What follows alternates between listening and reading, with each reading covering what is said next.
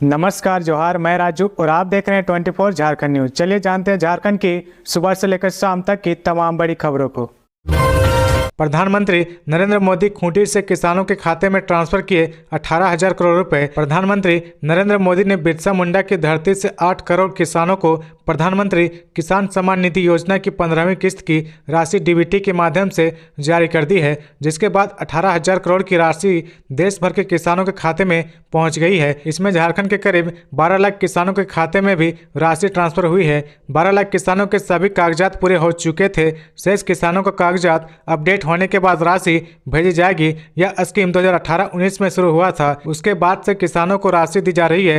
राज्य में सबसे पहले 28 लाख किसानों के खाते में राशि गई थी। इस स्कीम के तहत 4 माह पर किसानों के खाते में 2,000 रुपए दिए जाते हैं। 15वीं किस्त खूंटी से जारी की गई है। प्रधानमंत्री किसान सम्मान निधि योजना की राशि मिलने से बुंडू के मुकुंदर महतो खुश है। वह कहते हैं कि प्रधानमंत्री किसान सम्मान निधि योजना से मिली राशि को कृषि कार्य के उपयोग में लगाते हैं। इस राशि से खेती के समय किसान अपनी खेती बाड़ी के लिए खाद बीज की खरीदारी करते हैं। यह मुश्किल वक्त में काम आता है। यह राशि किसानों के लिए सबसे फायदेमंद साबित हो रही है।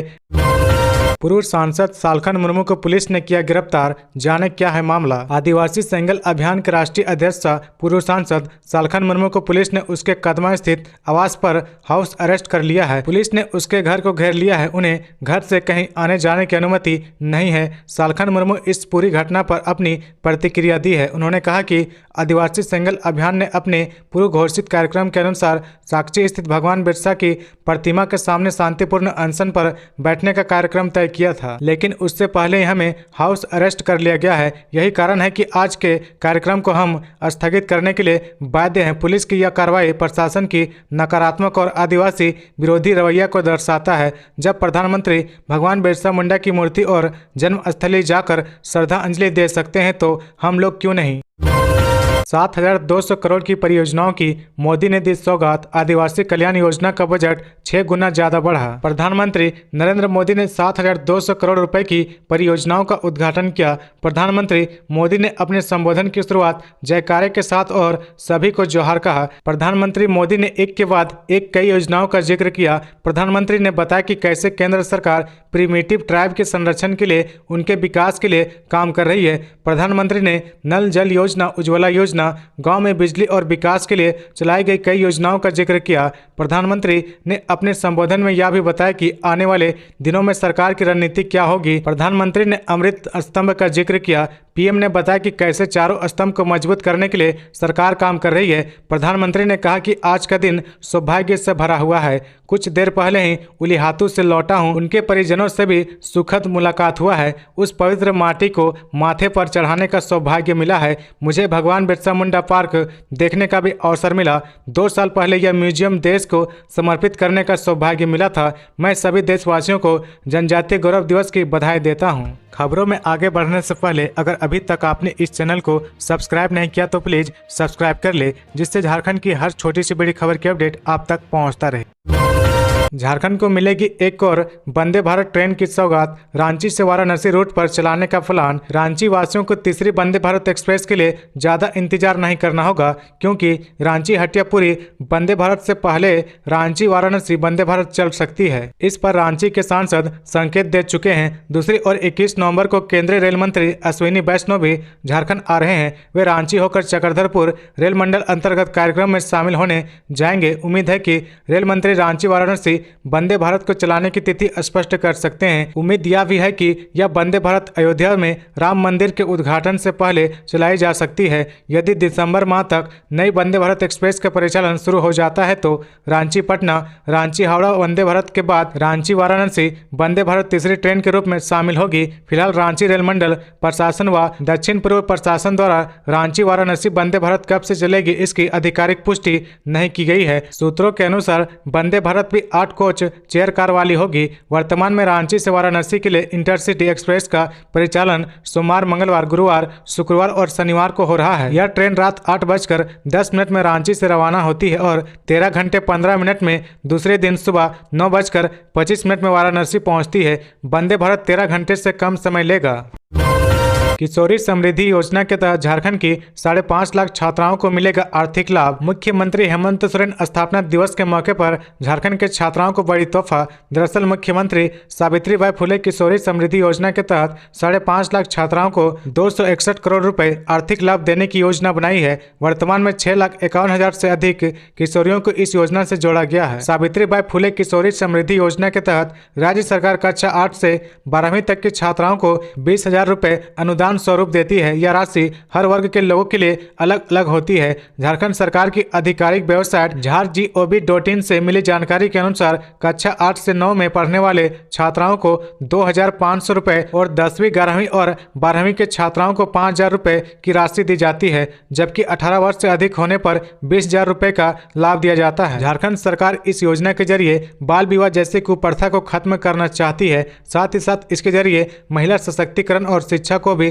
बढ़ावा देना चाहती है। गौरतलब है कि आर्थिक तंगी की वजह से झारखंड की कई छात्राएं शिक्षा छोड़ने पर विवश हो जाती है। खास करके 10वीं के बाद ऐसा कारणों वाली संख्या बहुत ज्यादा है। आपको बता दें कि इससे राज्य के 8 लाख से ज्यादा किशोरियों को लाभ मिलेगा, तो वहीं सरकार को 4.5 लाख करोड़ रुपए का बोझ पड़ेगा। इस योजना का लाभ लेने के लिए छात्राएं अपने स्कूल के अलावा नजदीकी आंगनबाड़ी केंद्र में जाकर आवेदन प्राप्त कर सकती है। इसके अलावा प्रखंड विकास पदाधिकारी, बाल विकास परियोजना पदाधिकारी एवं जिला समाज कल्याण पदाधिकारी कार्यालय में जाकर भी जानकारी प्राप्त कर सकती है। वहीं आधिकारिक वेबसाइट झारखंड.gov.in पर जाकर वहां से PDF प्राप्त कर आवेदन भरकर इस योजना का लाभ उठा सकती है।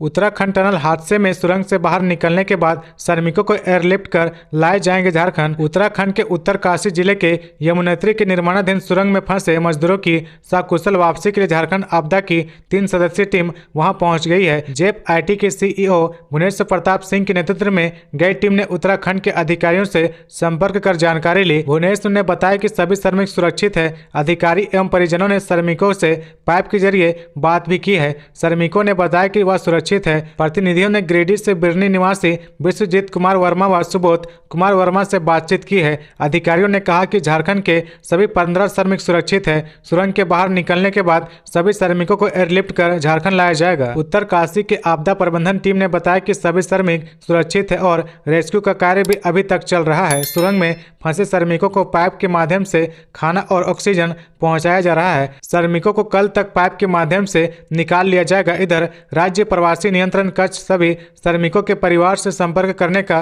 प्रयास कर रहा है। कुछ श्रमिकों के परिजनों से संपर्क किया गया है। अब तक 9 श्रमिकों के परिवार से बातचीत की गई है। श्रम मंत्री सत्येंद्र भोक्ता के नियंत्रण कक्ष को हर स्थिति पर नजर बनाए रखने को निर्देश दिया गया है।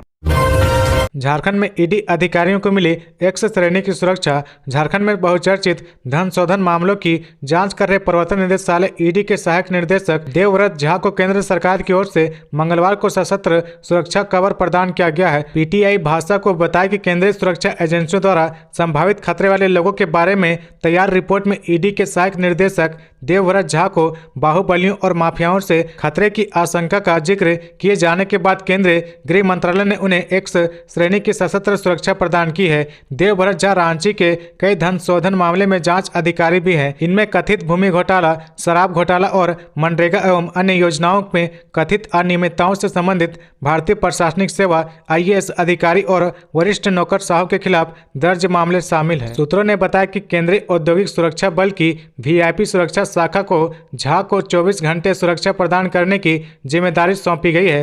सुरक्षा प्रदान करने का फैसला ऐसे वक्त आया है जब जांच एजेंसी ने 3 नवंबर को रांची के बिरसा मुंडा केंद्रीय कारा में तलाशी ली है, जिसके बाद उसे सूचना मिली कि एजेंसी जिन धन शोधन मामलों की जांच कर रही है उनके कुछ आरोपियों और स्थानीय बाहुबलियों द्वारा गवाहों को प्रभावित करने, ईडी अधिकारियों को निशाना बनाने और विभिन्न मामलों में सबूत नष्ट करने की साजिश रची जा रही है। इन मामले में ईडी द्वारा गिरफ्तार कई आरोपी बिरसा मुंडा जेल में बंद है। अधिकारियों ने कहा कि केंद्रीय सुरक्षा बलों को भी निर्देश दिया गया है कि जब भी एजेंसी के वरिष्ठ अधिकारी इन मामलों की निगरानी के लिए राज्य का दौरा करे तो उन्हें सशस्त्र सुरक्षा प्रदान की जाए।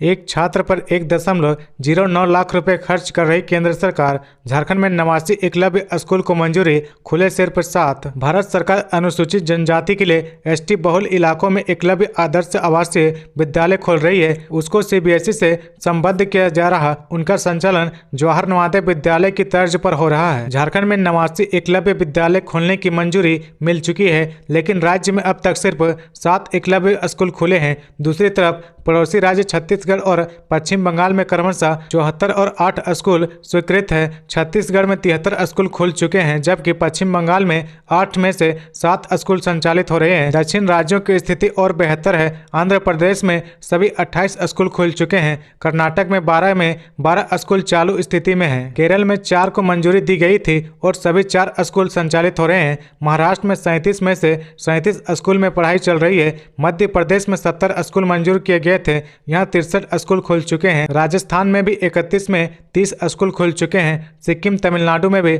सभी स्कूल खुल चुके हैं। भारत सरकार ने अनुसूचित जनजाति एसटी के बच्चों को गुणवत्तापूर्ण शिक्षा देने के लिए 1997-98 में एकलव्य आदर्श विद्यालय की शुरुआत की है। वर्ष 2018-19 में इसके लिए विशेष योजना बनाई गई है। तय किया गया कि 6ठी से 12वीं कक्षा तक के स्कूल में 480 छात्र होंगे। शुरू में संविधान के अनुच्छेद 275(1) के तहत इन स्कूलों को अनुदान दिया गया। वर्ष 2018-19 में सरकार ने तय किया कि 50% या अधिक और 20,000 एसटी आबादी वो हर ब्लॉक में एकलव्य मॉडल आवासीय विद्यालय की स्थापना होगी। ये model residential school Jawahar Navodaya Vidyalaya के समकक्ष होगा। वर्ष 2021-22 में तय किया गया कि ऐसे प्रत्येक स्कूल की लागत को 20 करोड़ रुपए से बढ़ाकर 37.8 करोड़ रुपए कर दिया जाएगा। पहाड़ी और कठिन क्षेत्रों के लिए इन राशि को बढ़ाकर 48 करोड़ रुपए कर दिया गया है। भारत सरकार का मानना है कि इससे जनजातीय छात्राओं के लिए बेहतर बुनियादी सुविधाएं बनाने में मदद मिलेगी। तो ये थी आज की झारखंड की टॉप बड़ी खबरें। इसी तरह झारखंड की